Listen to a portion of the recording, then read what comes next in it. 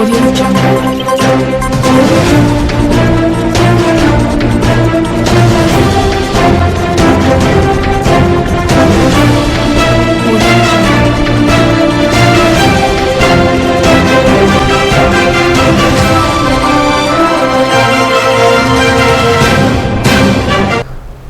साईं प्रणाम। City one में आपका स्वागत है। आप देख रहे हैं दिन भर। आगे बढ़ने से पहले दर्शकों से एक अपील। कोरोना महामारी से संक्रमित की संख्या को देखते हुए कोविड प्रोटोकॉल का पालन करें, घरों में रहें और सुरक्षित रहें। अब एक नज़र सुर्खियों पर। रेलवे महाप्रबंधक ने दी जानकारी। कहा, पूर्वोत्तर रेलवे ने कोविड काल में भी अपने यात्रियों की सुरक्षा और सुगम यात्रा को निरंतर रखा जारी। नवागत जिलाधिकारी ने राजपत्रित अधिकारियों के साथ परिचय बैठक में राजस्व बढ़ाने व अवैध भूमि कब्जे को मुक्त कराने के दिए निर्देश। एडीएम वित्त ने दी जानकारी। कहा, जनपद में हुई मूसलाधार बारिश, नहीं हुई कोई जनहानि। फिर खुली नगर निगम के दावों की पोल। शहर के मध्य स्थित कई भीड़भाड़ वाले स्थानों पर हुआ जल जमाव। और एडिशनल सीएमओ ने दी जानकारी। कहा, जनपद के विभिन्न 71 स्थानों पर लगाया गया वैक्सीनेशन कैंप। कोविड काल में भी पूर्वोत्तर रेलवे लगातार यात्रियों की सुरक्षा और सुविधाओं का विशेष ध्यान देता रहा है। यही कारण है कि पूर्वोत्तर रेलवे ने इस वर्ष भी कई कीर्तिमान स्थापित किए हैं। जहां कई लाइनों पर विद्युत ट्रेन दौड़ाई गई, वहीं मालगाड़ी के माध्यम से सामान यहां से वहां पहुंचाने में भी रिकॉर्ड स्थापित किया गया। साथ ही वैश्विक महामारी कोरोना वायरस पर पूर्ण रूप से रोकथाम के लिए पूर्वोत्तर रेलवे अपने कर्मचारियों और अस्पतालों के माध्यम से युद्ध स्तर पर वैक्सीनेशन लगाने का कार्य करा रहा है। वहीं संभावित तीसरी लहर की तैयारियों में भी जुड़ा हुआ है। इस संबंध में मीडिया कर्मियों से बात करते हुए पूर्वोत्तर रेलवे के महाप्रबंधक विनय कुमार त्रिपाठी ने बताया, थर्ड वेव के लिए हमने ऑलरेडी, जैसा कि कहा जा रहा है कि बच्चों के लिए समस्या हो सकती है, तो उसके लिए हम ऑलरेडी एक पीडियाट्रिक वार्ड बना रहे हैं, जिसमें करीब 18 बेड का अरेंजमेंट कर रहे हैं वो कोविड से डील करने के लिए। वैक्सीनेशन बहुत बड़ा हथियार माना जा रहा है थर्ड वेव से बचने के लिए, तो वैक्सीनेशन पे हमारा पूरा जोर है। हमारे करीब 93-94% एम्प्लॉयज़ का वैक्सीनेशन हो चुका है, और जो सेकेंड डोज़ है उसका जब भी ड्यू बनेगा तो उसके हिसाब से सेकेंड डोज़ भी हम उनको कंप्लीट करवा देंगे। तो वैक्सीनेशन पे पूरा ध्यान है। हॉस्पिटल में जितनी फैसिलिटी जनरेट कर सकते हैं उस पे ध्यान है। हम अपने हर हॉस्पिटल में हर जगह, गोरखपुर, लखनऊ, बनारस, इज्जत नगर, सब जगह ऑक्सीजन प्लांट लगा रहे हैं। 3 हॉस्पिटल में तो ऑक्सीजन प्लांट अगस्त में लग जाएगा, एक और है उसमें शायद सितंबर में लग जाएगा। तो ये सारी तैयारियां हम पूरी कर रहे हैं। सबसे बड़ी समस्या रेलवे स्टेशन पर, क्योंकि ये एक ऐसा स्टेशन है जहां देश के हर जगह से लोग यहाँ से सफ़र करते हैं और आते जाते हैं। ऐसे में स्टेशनों पर तीसरी लहर को लेकर किस तरह से रेलवे तैयार है? स्टेशन पर तो हम देखिए, जैसी जिस तरह की स्थिति होगी उस हिसाब से हमको वेरिएबल एक्शन करते रहना पड़ेगा। ऐसा नहीं है कि आज हम कुछ डिसाइड कर लें और कल फिर ना, मतलब उतना ही करें। तो जैसी स्थिति होगी उस हिसाब से हम बिल्कुल लाइव काम करते रहेंगे। पर अभी हम सबको स्टेशन पर एजुकेट करने की कोशिश कर रहे हैं, कभी पेनलाइज भी करते हैं कि वो लोग सोशल डिस्टेंसिंग का पालन करें, वो लोग मास्क हमेशा लगा करके रहें और हमेशा जागरूक रहें कि पैंडेमिक अभी एग्जिस्ट करता है, उसको भूलें नहीं, उसको याद रखें और उसके हिसाब से जो काम करना है करते रहें। ट्रेनों के अंदर भी कुछ खास व्यवस्था की गई है इस तीसरी लहर में? देखिए, ट्रेनों के अंदर इसीलिए सारी ट्रेन्स रिज़र्व कंडीशन में चलाई जा रही हैं कि सोशल डिस्टेंसिंग को जितना हम फॉलो कर सकते हैं उसको फॉलो कर सकें। इसीलिए स्पेशल और रिज़र्व ट्रेन्स चलाई जा रही हैं कि उनको हम पूरा करें। बाकी सबको हम एजुकेट करते रहते हैं, स्टेशन पे अनाउंसमेंट करते रहते हैं, सोशल मीडिया के थ्रू, आप लोगों के थ्रू सबको कहलवाते रहते हैं कि आप सोशल डिस्टेंसिंग और मास्किंग को फॉलो करें।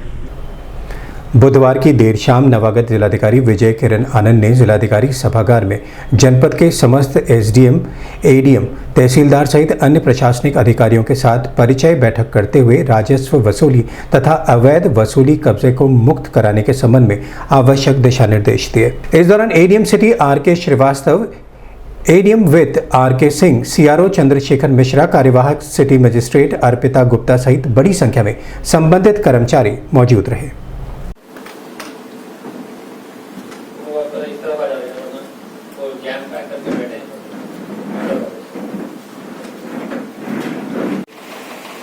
सब लोग फिर से ले लीजिए। लाइन टिकट लाइन किसको करना है, बस लंबी कहानी और लिखित हो जाएगा। जनपद में गुरुवार को हुई मूसलाधार बारिश ने जहां आम जनजीवन को प्रभावित किया, वहीं ग्रामीण क्षेत्रों में भी इस बार इसका खासा असर देखने को मिला।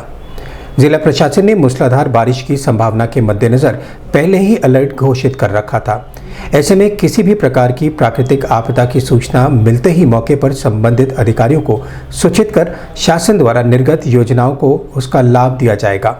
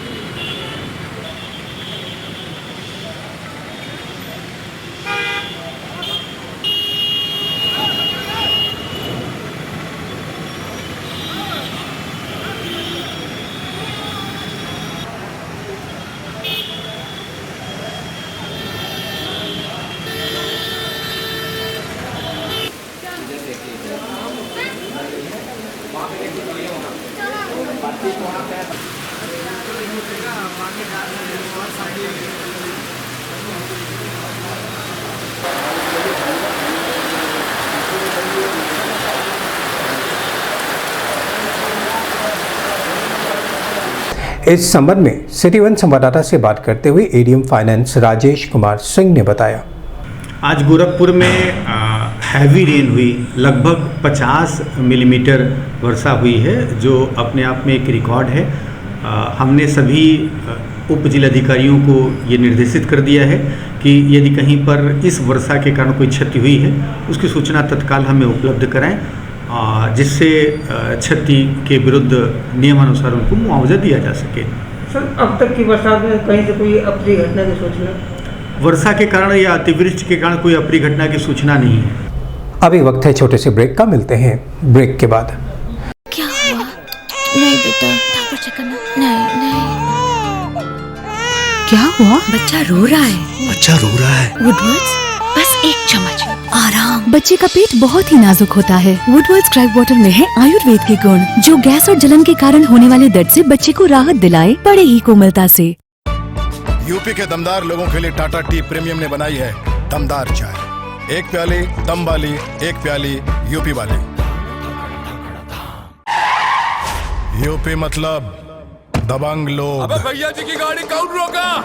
पावर की देख जकड़, पैसों की देख अकड़, छोटी सी बात पर आस्तीनें ऊपर चढ़ जाती है।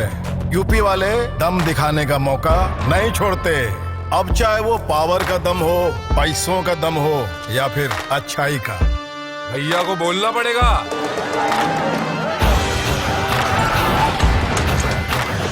ऐसे ही दमदार यूपी के लिए टाटा टी प्रीमियम ने बनाई है दमदार चाय। 1 प्याली दम वाली, 1 प्याली यूपी वाली। ब्रेक के बाद आपका स्वागत है। आइए देखते हैं दिन भर।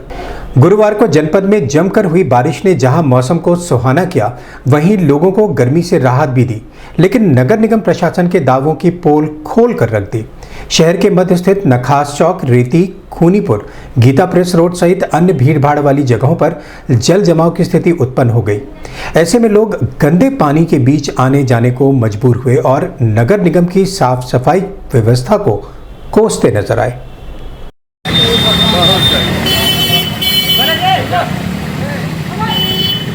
ज्यादा पानी आगे बहुत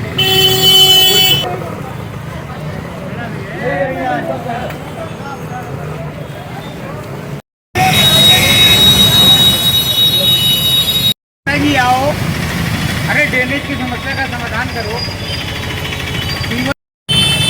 सब सही है, स्टेप बाय स्टेप हो, जनता का पैसा है।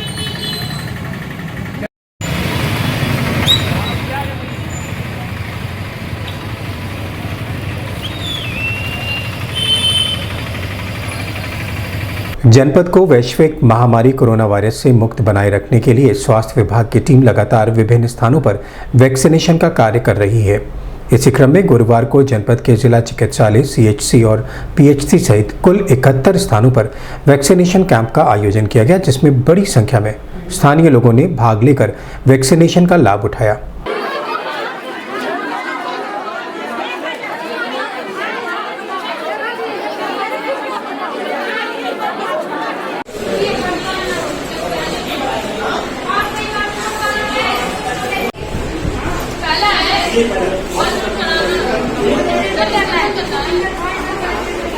चाहिए ना आपको पूरा अभी देख रहे वो कार्ड भी फाड़ना है ना, उसमें टाइम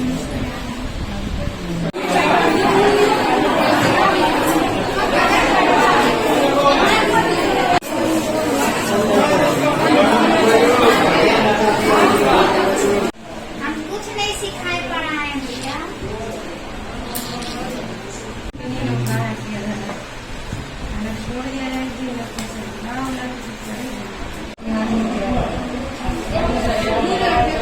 ज्यादा गर्मी है तो वो होने लगता है।